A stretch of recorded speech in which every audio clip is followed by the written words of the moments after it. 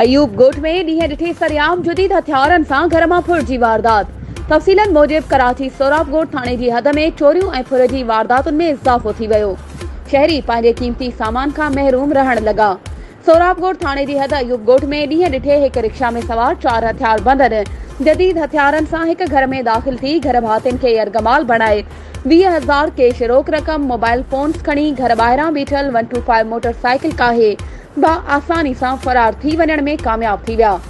वारदात जी CCTV footage मंज़र ते अचण बावजूद पुलिस का बि कार्रवाई अमल में न आणे सघी। मुतासिर फैमिली पारां राब्तो करण ते SHO सोराब ॻोठ मिलण खां इनकार कंदे चयो त अॼु टाइम नाहे ऐं मसरूफ़ आहियां, सुभाणे मुलाक़ात कंदासीं चई फोन बंदि करे छॾियो। मुतासिर family IG Sindh additional IG Sindh SSP ओभर खां वाक़े में मुलविस जवाबदारनि खे गिरफ़्तार करे फुर थियल सामान वापसि कराए ॾियण जो मुतालबो कयो आहे।